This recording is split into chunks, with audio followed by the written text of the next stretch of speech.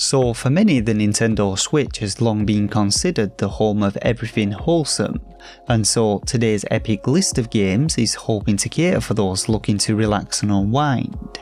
As usual, I'm going to be highlighting a selection of 10 of the lesser known ones for you, followed by a quickfire roundup of over 130 more, and my plan with this one was to provide a collective overview of the best the Switch has to offer when it comes to casual, chill and wholesome titles, and then break them down into more genre focused categories in future videos. If you like roundups like these though, be sure to check out my top lists playlist, but without further ado, drop a like if this one helps you out, and let's relax into over 130 of the best casual chill out games on the Nintendo Switch. So I've actually covered off quite a few titles in our list today with reviews, so be sure to check out the description below for links to those, but we're kicking things off with a puzzle title, that being Tiny Lands, a game which tasks you with identifying differences between two miniature 3D dioramas, with you able to rotate the landscape and zoom in and out of them to get a better perspective. It's essentially a 3D spot the difference, and despite there being some rather tricky discrepancies to find in some of the dioramas, it actually turns out to be incredibly chill. I absolutely love the visual style of this one though. There were some great little landscapes to work through which are all broken down into themes, and I especially enjoyed the Japanese themed one. And from what I hear, the game has received an update since release, adding in some additional content, but it's really just an underrated and hidden gem in my opinion, and well worth picking up. Next up then we have Button City, a narrative adventure game set in a wonderful pastel diorama world whose storyline centres around a fox called Fennel. After moving to Button City, Fennel meets a bunch of friends at the local arcade, and after discovering a corporate fat cat called Peppermint Pepperbottom has plans to tear down the arcade and fill his greedy pockets, alongside his pals, Fennel makes it his mission to stop the takeover by helping out the local community in whatever way he can. The game is heavily focused around the narrative, with plenty of dialogue to be had. There are a ton of side missions to complete, which for the most part are simple fetch quests but help flesh out the world and its characters, and the bulk of the gameplay is centred around 3 main mini-games, which include a MOBA-style action game, a drift racing game and a classic button-tapping rhythm game. Altogether it's pretty simple stuff, but it's a nice relaxing play which you can take your time with and complete at your own pace.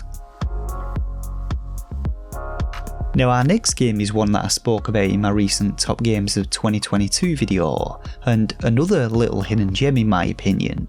But at its heart, Airborne Kingdom is essentially a city builder and resource management game, which instead of being ground based has you piloting an airborne city through a randomly generated world and assisting its various nations with the problems, as you attempt to reunite them beneath the glory of the Airborne Kingdom.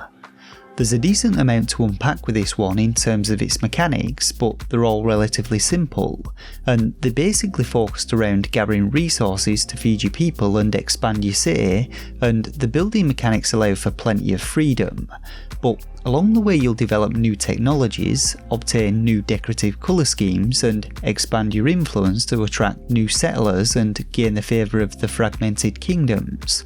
All in all, a really fun city builder which on the surface looks a little bit complex, but is in fact one of the most chill games in the genre.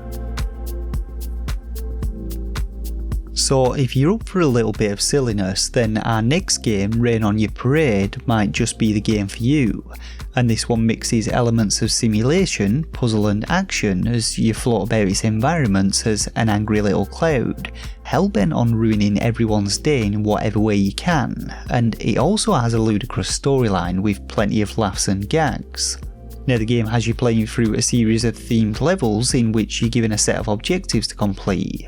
These include things like ruining a wedding day by raining on its bride and groom, terrorising school children, destroying the projects with bolts of lightning, or disintegrating crop fields using acid rain. But throughout the game you'll unlock new abilities, and the developer's creativity really shines through in this one when it comes to the variety of scenarios on offer. If you enjoy games like Donut County or even Katamari, then you'll probably have a ball with Rain on Your Parade. Now our next game, Sky, Children of the Light, is unusual in the fact that it's actually an MMO which has been released on multiple platforms and is still receiving updates to this day, but it comes to us from the creators of Journey, and much like that game it's an exploration adventure title, with some wonderful visuals and a focus on social interaction. Now the game can be played either offline or online with friends or randomers, and the game sees you soaring through serene landscapes, seeking out spirits and listening to the stories as you work to return them home and once again fill the world with light.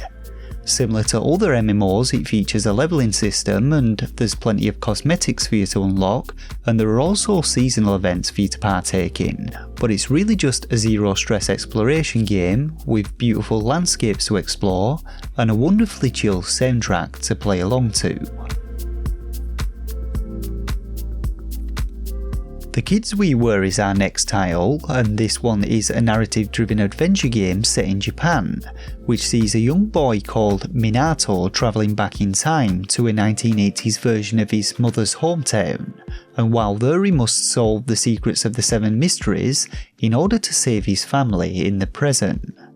It's a story which definitely looks to tug at those heartstrings though, and gameplay is predominantly focused around conversing with people to learn more about the town and its mysteries, your parents' past and the events which led up to the time travelling shenanigans. But aside from this, there are also some minor puzzle solving elements and some fun little collection mechanics which have you hunting down Japan themed items to fill out your catalogue with. I thoroughly enjoyed my time with this one though, and if you're looking for an emotionally engaging story game to settle into, The Kids We Were could be just the ticket. So here's one that I guarantee you won't find on anyone's top Chillout list, but despite its super low budget appearance and super simple gameplay mechanics, Old Coin Pusher Friends might just be one of the most addictively relaxing gameplay experiences on the platform. Now, as the title and gameplay alludes to, this one is your classic coin pusher game which has you firing your coins onto a central platform and attempting to push coins and prizes off into your basket. And these coins and prizes form a progressional upgrade system, unlocking new events and features and enabling you to upgrade your basket in various ways. And the game's single player mode is definitely where the chill is at with this one. But if you're looking for something a little bit more chaotic, its online multiplayer mode has 5 of you blasting away with coins, with a constant flow of jackpots and events triggering every couple of minutes. There's a real nostalgia factor for me with this one though, with many an hour spent playing the real life counterpart, but it's addictive as hell and also pretty chill. Now, another hyper-chill gameplay experience can be had with Townscaper, a title which isn't so much a game and more a city-building toy box which has you constructing towns, cities and even entire metropolis using a simple set of tools to place building blocks, which with the handiwork of the game's algorithm are then transformed into interconnected networks of canals, streets and houses. As you can see by the video though, this can yield some really interesting and often beautiful results, with very little effort required from the player, and Townscaper really offers a stress-free way to flex those creative muscles, with your constructions limited only by your imagination. So if you're looking for a bit of a plaything of sorts to unwind with or fill those extra minutes with, Townscaper is definitely a viable option for both adults and kids. Now, one of the most chill games to come out of last year's lineup was Unpacking, an awesome little zen-like puzzle title which basically had you unpacking boxes and filling rooms with the contents, and our next game, A Little to the Left, has a similar air about it. This one is best described though as a sorting simulator, or tidy 'em up if you will, and it essentially sees you manipulating a variety of disorganised objects into neat little piles, rows, groups and stacks, whilst also trying to fend off the mischievous little cat which caused the mess. The game features over 75 different puzzles to work through using a simple drag and drop control scheme, as well as unique daily puzzles for you to solve, and it also has some wonderful visuals and a happy little soundtrack to play along to. A super chill one though, which puzzle fans will no doubt enjoy. So our final game in today's list is a simulator, and there are plenty of pretty chill simulator titles on the Switch which I could have featured, but I decided to go with House Flipper, which I believe to be one of the most enjoyable and engaging ones, and one which is set to see a sequel released this year, which I'm already super hyped to play.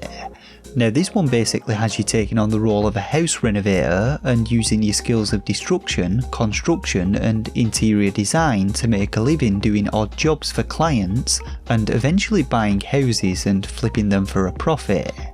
At your disposal you have a toolset consisting of plenty of cleaning products, paintbrushes and of course your trusty sledgehammer, allowing you to smash down any of those pesky walls, and how exactly you decorate the interior is entirely up to you, but there's a huge assortment of items available in the shop, from paints, tiles and wall panels to furniture, decorations and utility items, and the game also has some educational aspects when it comes to the installation of some of them.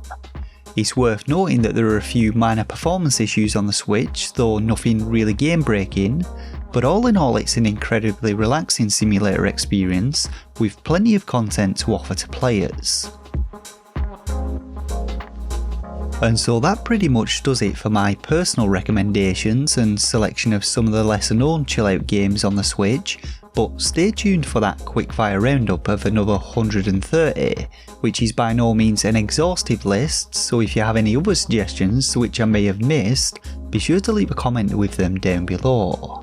With that said though, be sure to drop a like if you enjoyed this one. Don't forget to check out my other top lists, which include the best family and couples co-op games, roguelikes, beat-em-ups and retro shooters, and consider subscribing for future lists as well as regular Switch reviews. But until next time, thanks once again for watching, take care of yourselves and game on.